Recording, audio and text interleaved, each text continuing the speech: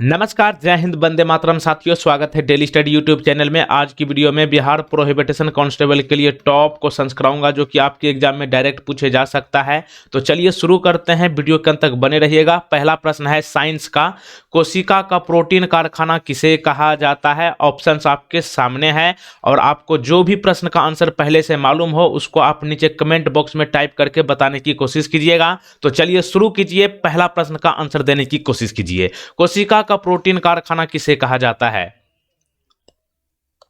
Option number सी यहां पे सही जवाब हो जाएगा, राइबोसोम। राइबोसोम को कोशिका का प्रोटीन कारखाना यानी कि फैक्ट्री कहा जाता है। क्वेश्चन नंबर 2, विद्युत धारा को मापने का उपकरण क्या है? यानी कि विद्युत धारा को मापने के लिए किस डिवाइस का हम लोग इस्तेमाल करते हैं? विद्युत धारा को मापने के लिए हम लोग अमीटर की इस्तेमाल करते हैं। ऑप्शन नंबर बी को लॉक कीजिए। क्वेश्चन नंबर 3 देखिए, आधुनिक रसायन विज्ञान का जनक किसे कहा जाता है? आधुनिक रसायन विज्ञान का जनक किसे माना जाता है?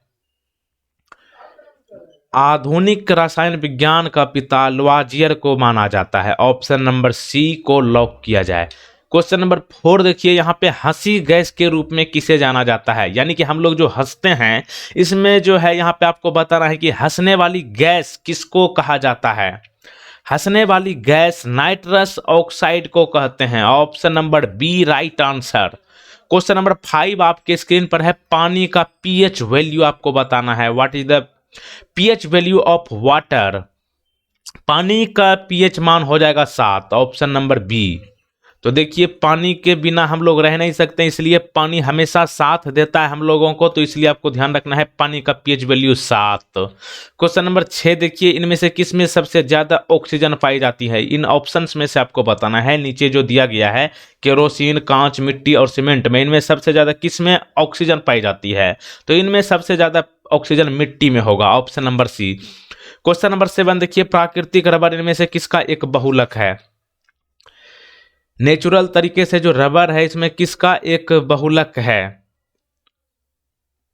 तो ये हो जाएगा आपका ऑप्शन नंबर ए, आइसोप्रेन का। Option number A. Question number 8, glucose का फॉर्मूला क्या है? ग्लूकोज जिससे कि हमारे बॉडी में एनर्जी मिलती है, इसका फॉर्मूला आपको बताना है। तो इसका फॉर्मूला हो जाएगा C6H12O6। Option number C. अगला देखिए, क्वेश्चन नंबर 9, पुस्तक है जिनका नाम है ओरिजिन ऑफ स्पीसीज। इस पुस्तक के लेखक कौन है? Origin of species. तो देखिए, ओरिजिन ऑफ स्पीसीज पुस्तक जो है काफी पॉपुलर है और इसके लेखक है Darwin. Option number D. Question number 10 देखिए, शैवाल बनाने के लिए शैवाल और कवक के बीच की बातचीत को क्या कहा जाता है? शैवाल बनाने के लिए शैवाल और कवक के बीच की बातचीत को क्या कहते हैं? इसको कहते हैं पारस्परिक आश्रय का सिद्धांत। Option number B. Question number 11, वह वास्तविक स्थान जहां कोई जीव रहता है उसे क्या कहा जाता है? वह एक रियल प्लेस जहां पर कोई जीव रहता है उसको क्या कहते हैं? तो उसको क्या कहते हैं? रेसिडेंशियल प्लेस, यानी कि सर्टिफिकेट भी मिलता है, देखिएगा निवास प्रमाण पत्र, तो निवास स्थान हो जाएगा। ऑप्शन नंबर ए। अगला देखिए, क्वेश्चन नंबर 12, ग्रीन हाउस गैसों का मुख्य घटक क्या है? ग्रीन हाउस गैसों का मुख्य घटक क्या है? तो यहां पे आपको सही जवाब option number carbon dioxide, option A के साथ चले जाएगा। ग्रीन हाउस गैसों का मुख्य घटक कार्बन डाइऑक्साइड होता है। क्वेश्चन नंबर 13 देखिए, कोशिका का बिजली घर, टॉप क्वेश्चंस में से ये एक है, ये क्वेश्चंस काफी पूछा जाता है। कोशिका का बिजली घर किसे कहा जाता है? हाउस ऑफ सेल, ये हो जाएगा आपका सूत्रकनिका। ऑप्शन नंबर ए।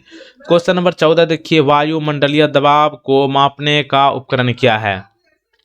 वायुमंडलीय दबाव को मापने के लिए कौन सा डिवाइस का इस्तेमाल करते हैं? तो ये हो जाएगा option number D, barometer, pressure, ठीक ना। एयर प्रेशर को नापने के लिए बैरोमीटर का इस्तेमाल होता है। अगला देखिए, ये बहुत आसान है। बिहार दिवस तो आप लोग जानते हैं कि कब मनाया जाता है, 22 मार्च को मनाया जाता है। तो उसी से रिलेटेड है, हर वर्ष 22 मार्च को मनाए जाने वाले बिहार दिवस का क्या महत्व है। ऑप्शन को थोड़ा ध्यान से पढ़िए, वीडियो को रोक करके। बिहार दिवस 22 मार्च को मनाया जाता है, इसके पीछे क्या कारण है, तो ये हो जाएगा 1912 में बिहार को बंगाल प्रेसिडेंसी से अलग करने के लिए जो है प्रत्येक साल 22 मार्च को बिहार स्थापना दिवस या फिर बिहार दिवस मनाया जाता है। अगला देखिए 16 नंबर, पटना हाईकोर्ट के मुख्य न्यायाधीश कौन थे जिन्होंने बिहार के राज्यपाल के रूप में श्री फागू चौहान जी को शपथ दिलाई थी।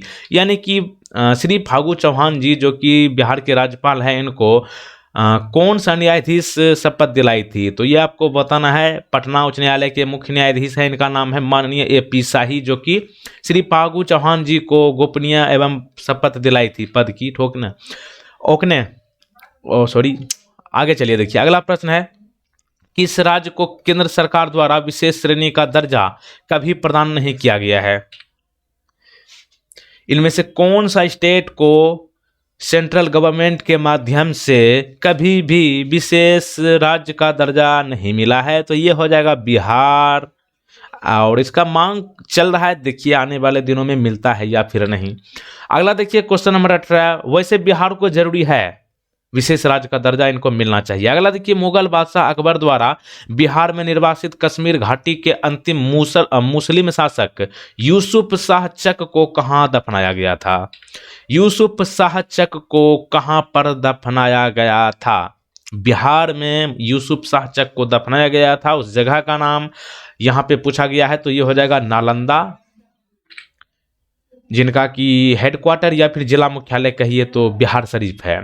अगला देखिए, बिहार राज्य पर्यटन विकास निगम की टैगलाइन क्या है।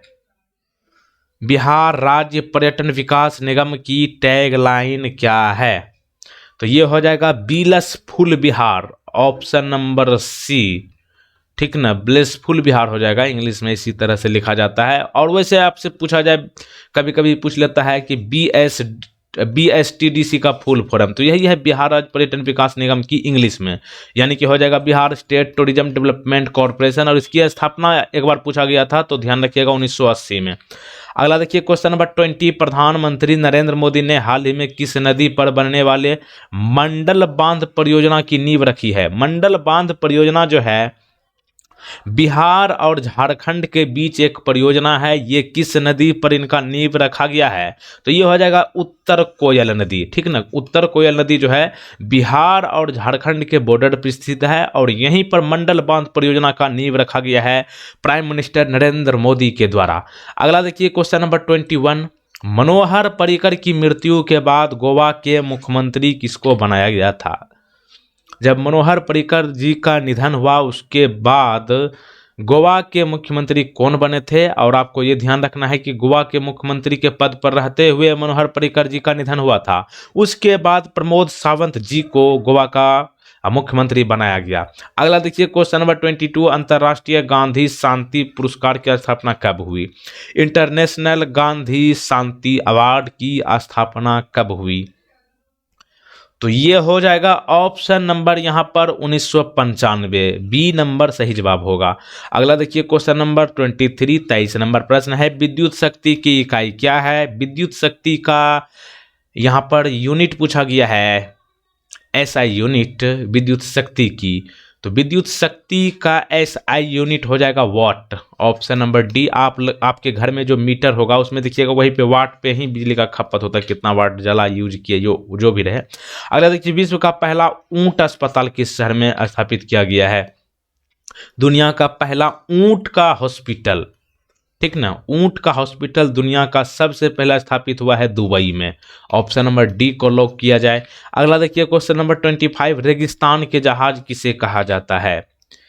रेगिस्तान के जहाज को यहाँ पर जो है किसे कहा जाता है, रेगिस्तान के जहाज के नाम से किन्हें जाना जाता है, तो ये आप ध्यान रखिएगा ऊंट हो जाएगा, ऑप्शन नंबर ए। और एक प्रश्न आपके लिए है, गरीबों की गाय किसे कहा जाता है? इस प्रश्न का सही जवाब आपको नीचे कमेंट बॉक्स में बताना है। वैसे इस प्रश्न में कोई खास दम नहीं है, गरीबों की गाय आपको बताना है। और पिछला वीडियो आप लोग जरूर देख लीजिए, आपकी स्क्रीन पर आ चुका है। और बिहार स्टैटिक जीके का मास्टर वीडियो देख लीजिए, 1.5 घंटा का है, आपके स्क्रीन पर बाएं साइड में दिख रहा है। इसको आप जरूर देख करके जाइएगा। यहां से आपको 20 से 25 क्वेश्चंस डायरेक्ट आपको यही से मिल जाएगा, यही मास्टर वाला वीडियो से, क्योंकि इसमें बिहार से संबंधित जितने भी क्वेश्चंस बनते हैं सबको कवर करा दिया हूं। तो आप देख लीजिएगा। जय हिंद, जय भारत, वंदे मातरम।